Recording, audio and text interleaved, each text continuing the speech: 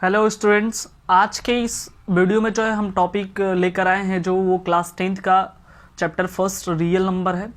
इसको हम काफ़ी डिटेल में देखेंगे और एनसीईआरटी के क्वेश्चन सॉल्व करेंगे और कुछ जो है आर.एस. अग्रवाल और आर.डी. शर्मा के भी क्वेश्चंस को सॉल्व किया जाएगा। तो चलिए देखते हैं कि ये रियल नंबर क्या होता है। सबसे पहले बात करें, कोई भी नंबर्स जो है, ठीक है, कोई भी नंबर जो है दो टाइप्स का होता है। पहला जो है एक रियल नंबर और दूसरा जो है इमेजिनरी नंबर। ठीक है, यानी कि दो बेसिकली जो है नंबर्स दो ही प्रकार के होते हैं, दो ही टाइप्स के होते हैं, एक रियल नंबर और दूसरा जो है इमेजिनरी नंबर। ठीक है, अब जो है हम बात करें, ये जो इमेजिनरी नंबर ये आपको क्लास 12th में मिल जाएगा। ठीक है, तो इसको अभी हमको पढ़ना नहीं है, लेकिन फिर भी हम बता दें, ऐसे नंबर्स जिसको जो है हम आई से डिनोट करते हैं, जिसको इमेजिन किया जा सकता है, वो इमेजिनरी नंबर कहलाता है। इसको जो है जैसे फॉर एग्जांपल 2i, 3i या -5i, ये सारे जो है नंबर्स जो क्या कहलाएंगे, इमेजिनरी नंबर कहलाएंगे। फर्दर ये इमेजिनरी नंबर को आगे जो है डिवाइड नहीं किया गया है, केवल इमेजिनरी नंबर यहाँ पे, लेकिन रियल नंबर्स को आगे जो है और ब्रेक किया गया है। रियल नंबर जो है दो टाइप्स के हैं, मतलब रियल नंबर्स जो है किन किन चीजों से मिलकर बना है, तो रियल नंबर जो है रेशनल नंबर, ठीक है, रेशनल नंबर और इरेशनल नंबर, रेशनल नंबर और इरेशनल नंबर। अब इरेशनल नंबर भी यहां तक, इसके आगे नहीं जाएगा। फिर जो रेशनल नंबर है वो किस चीज से मिलकर बना है, ये चीज यहां देखिए, हम सारी चीजों को डिस्कस करेंगे, हर एक पॉइंट्स को देखेंगे। तो रेशनल नंबर जो है यहां पे मिलकर बना है आपका फ्रैक्शन और ये इंटीजर। ठीक है, अब इंटीजर भी आगे ब्रेक हो गया है। इंटीजर में आ जाएगा आपका होल नंबर और यहां पे ये आ जाएगा नेचुरल नंबर। ठीक है, तो ये सारी चीजें हैं आपके यहाँ पे। बेसिकली नंबर्स जो है दो ही होते हैं, एक रियल नंबर और दूसरा जो है इमेजिनरी नंबर। ठीक है, अब हम यहां से ये जो डायग्राम सेट हुआ है, हम नीचे से इसको स्टार्ट करेंगे। अब स्टार्टिंग में बहुत पहले ही आपको पता होगा, नेचुरल नंबर, होल नंबर, ये सब लोअर क्लासेस में आप पढ़ चुके हैं। फिर ये आपको जो है रेशनल नंबर जो है क्लास 8 में मिलेगा, इरेशनल नंबर 9th में, और ये 10th में, और 11th 12th में आपको इमेजिनरी नंबर मिल जाएगा। ठीक है, तो हमको जो है बेसिकली हमको पढ़ना है रियल नंबर, लेकिन फिर भी हम इसको रिकॉल कराते हुए चलते हैं, नेचुरल नंबर किसे कहते हैं। ठीक है, यानी कि नेचुरल नंबर जितने भी काउंटिंग नंबर होते हैं एक्सेप्ट जीरो, यानी कि जीरो को छोड़ करके जितने भी काउंटिंग नंबर होते हैं वो सारे नेचुरल नंबर कहलाते हैं। उसको जो एन से डिनोट करते हैं। ठीक है, यानी कि एन जो है ये 1 2 3 and so on.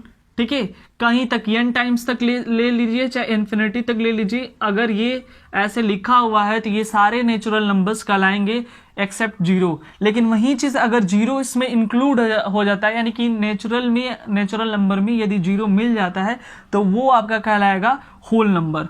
Whole number को जो है हम W से डिनोट करते हैं, यानी कि 0 1 2 3 एंड सो ऑन इन्फिनिटी, ये आपका होल नंबर कहलाएगा। ठीक है, तो ये दो चीजें आपको अच्छी तरीके से समझ में आएंगी, ये पहले भी आप पढ़ चुके हैं।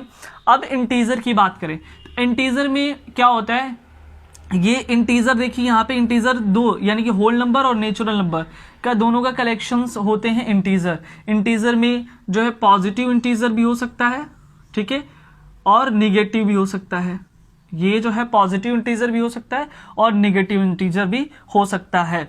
ठीक है, तो यहाँ पे जो है हम इसको जो है ये ऐसे भी हो सकता है -1 -2, इधर इन्फिनिटी तक आप शो करा दीजिए, इधर भी चला जाएगा -2 -1 0 1 2 एंड सो ऑन इन्फिनिटी तक। तो ये आपका जो इंटीजर हो जाएगा। उसी तरह से जो है फ्रैक्शंस तो आपको पता ही होगा कि अगर जो है a/b के फॉर्म में अगर कोई चीज लिखा हो तो वो फ्रैक्शन कहलाएगा। और ये जो a है ऊपर, जो सबसे ऊपर रहता है, इसको जो है न्यूमरेटर कहते हैं, और नीचे वाले को डिनोमिनेटर कहते हैं। ठीक है, तो ये चीजें आपको पता हो गया होगा। अब रही बात हमको रेशनल नंबर की। ठीक है, रेशनल नंबर क्या होता है? रेशनल यानी those number which in the form of p by q, यानी कि ऐसा कोई नंबर जो p बाई क्यू के फॉर्म में हो where q is not equal to 0।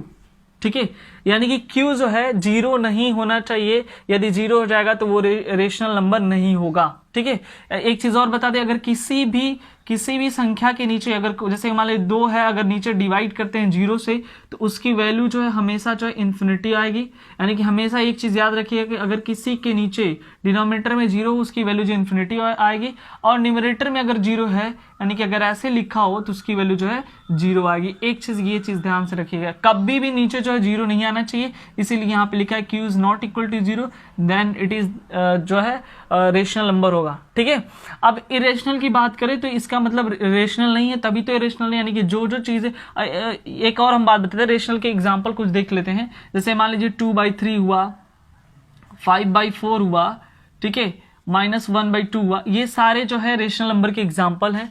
Irrational के बात करते हैं तो दो जो ऐसे नंबर जो रेशनल नहीं है वो इरेशनल कराएंगे, यानी कि those number which in the form of which is not in the form of p by Q. ठीक है, यानी कि जो p बाई क्यू के फॉर्म में नहीं हो, ठीक है, वो क्या कहलाएगा? इरेशनल नंबर कहलाएगा। और यहाँ पे जैसे एग्जाम्पल के तौर पे हम ले लें, जैसे कि मान लीजिए √3, √2, ठीक है, √5, ये सारे जो है इरेशनल नंबर कहलाएंगे। या हम कह सकते हैं जिनके परफेक्ट स्क्वायर रूट और परफेक्ट क्यूब रूट या फोर्थ रूट नहीं निकल पाते हैं, वो सारे नंबर्स जो है क्या कहलाएंगे? इरेशनल नंबर कहलाएंगे। इरेशनल में नंबर में बहुत सारे हैं, टर्मिनेटिंग है, नॉन टर्मिनेटिंग, रिकरिंग है, ये सारी चीजें ये क्लास 9th में आई होप आप पढ़ चुके होंगे। तो बेसिकली यहाँ पे हम केवल जो है थोड़ा सा रिकॉल करा रहे हैं क्या चीजें।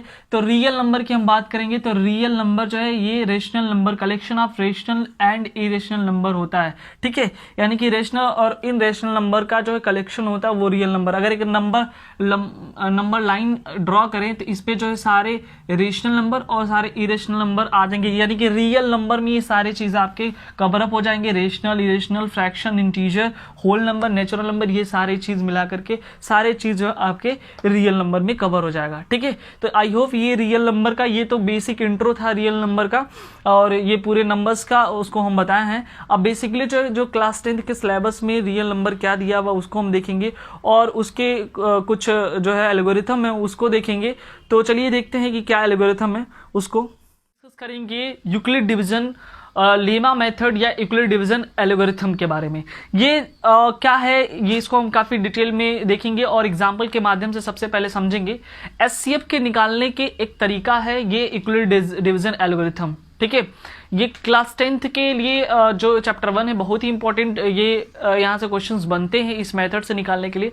बेसिकली जो है एचसीएफ और निकाला जो है प्राइम फैक्टराइजेशन मेथड से भी जाता है। ठीक है, ये दोनों मेथड यहाँ पे कवर किया जाएंगे। फिलहाल हम देखते हैं यहाँ पे कि किस तरह से जो एल्गोरिथम मेथड से इसको निकाला जाए। तो सबसे पहले तो यहाँ पे एक चीज समझिए कि ये अगर मान लीजिए हमको 5 को 2 से डिवाइड करना हो तो ऐसे हम डिवाइड कर लेंगे। ठीक है, यहाँ पे ये चीज आएंगी, इसको 2 को हम क्या बोलते हैं? डिवाइजर बोलते हैं। ठीक है, और ये जो 5 है ये डिवाइडेंड है, और ये 2 क्या है? कोसेंट है, और 1 यहाँ पे क्या है? रिमाइंडर है। ठीक है, यानी कि ये सारी चीजें यहाँ पे हैं। ठीक है, जब हम इसको चेकआउट करते हैं तो इसका एक फॉर्मूला था, ये इस तरह से भी कर सकते हैं, 5 = 2 × 2 + 1। ठीक है, तो ये हो गया यहाँ पे, यानी कि हम इस तरह से इसको फॉर्मूला बना सकते हैं, dividend = divisor × quotient plus remainder. ठीक है, इस तरह से हम यहाँ पे दिखा सकते हैं। सेम एज यहाँ पे जो है यही चीज है यूक्लिड डिवीजन लेमा मेथड। ठीक है, यहाँ पे आप स्क्रीन पर देख सकते हैं कि यूक्लिड डिवीजन लेमा मेथड क्या है। यहाँ पे लिखा हुआ है कि for any two given positive integer a and b there exist their unique whole numbers Q and R such that, ठीक है, यानी कि अगर हम इस तरह से ना लिखकर, किसी नंबर फॉर्म में ना लिख करके हम कोई डिजिट किसी अल्फाबेटिकल नंबर के हिसाब से देखें, तो अगर मान लीजिए यहाँ से A को हम B से डिवाइड कर रहे हैं, ठीक है, क्वोशेंट Q आ रहा है और रिमाइंडर जो है यहाँ पे R आ रहा है, तो इसको किस हिसाब से सेट करेंगे, तो वही फार्मूले के हिसाब से A equal to BQ plus R, ठीक है। लेकिन एक चीज ध्यान से देखिएगा, जो भी रिमाइंडर होगा यहाँ पे, रिमाइंडर जो भी आएगा वो 0 से या तो बराबर होगा 0 के या उससे बड़ा होगा, लेकिन छोटा होगा क्वोशेंट से। ये एक चीज ध्यान से देखिएगा, 0 के इक्वल भी हो सकता है और उससे बड़ा भी हो सकता है, लेकिन जो है ये क्वोशेंट से छोटा होगा, ठीक है, सॉरी डिवाइजर से, क्वोशेंट से नहीं, डिवाइजर से छोटा होगा, यानी कि R is greater than or equal to 0 and less than B, ठीक है। ये चीज यहां पे होनी चाहिए, यही जो है यूक्लिड डिवीजन एल्गोरिथम है, ठीक है। इसके बेसिस पे हम जो है एनसीईआरटी के एक क्वेश्चंस को हम देखते हैं, जो आप स्क्रीन पे देख सकते हैं। एनसीईआरटी का क्वेश्चंस है, Euclid division algorithm to find the HCF of, पहला क्वेश्चन 135 एंड 225। तो सबसे पहले हम इसका देखते हैं 135 एंड 225 का, ठीक है, यानी कि 135 और 225 का एचसीएफ क्या होगा, इसको हम देखते हैं। और एक चीज थोड़ा सा ध्यान से देखिए, एचसीएफ का फुल फॉर्म क्या होता है, ठीक है, इसको जो हाईएस्ट कॉमन फैक्टर कहते हैं, हाईएस्ट कॉमन फैक्टर। एचसीएफ को जो है जीसीडी के नाम से भी जाना जाता है, ग्रेटेस्ट कॉमन डिवाइजर, ठीक है। ये दोनों नाम आप अपने दिमाग में रखिए, दोनों नाम से जाना जाता है। तो सबसे पहले हम किस तरह से जो है एल्गोरिथम मेथड से इसको हम सॉल्व करेंगे, तो सेम है जो है हम इसका एचसीएफ निकालेंगे इस तरह से। यहां पे हम चेक करेंगे 135 को, 135 से 225 को हम क्या करेंगे, डिवाइड करेंगे, ठीक है। अब इसको आपको डिवाइड करना है, दो बार में ये जाएगा नहीं, एक बार में इसको लेके चाहिए। 135 ये 0, 12 माइनस 3 9, ठीक है। अब जो है, अब यहां पे 90 रिमाइंडर बचा, इसको डिवाइड तब तक करना है, तो यहां पे लिखेंगे, ठीक है, अकॉर्डिंग टू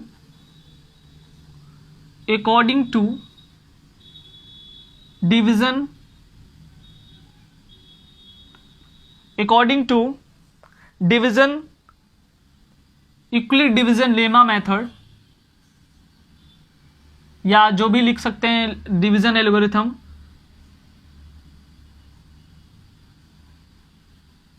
ठीक है, according to Euclid division algorithm, ठीक है। तो क्या होगा यहां पे, ये 225 जो हम यहां पे लिखेंगे, 225 equal to 135 into 1 plus remainder यहां पे ऐड हो जाएगा, ठीक है। वो तब तक हम करेंगे जब तक जो है रिमाइंडर 0 ना आ जाए। फिर से हम क्या करेंगे, यहां पे 90 को अब हम इसको यहां से डिवाइड करेंगे, ठीक है।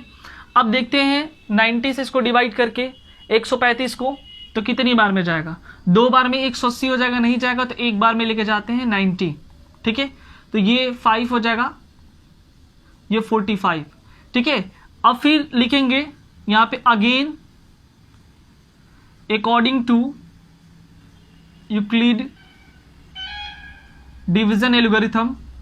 तो यहां पे हम क्या करेंगे, ये जो 135 है, अब इसको हम यहां पे लिखेंगे और 90 इंटू 1 प्लस रिमाइंडर 45, ठीक है।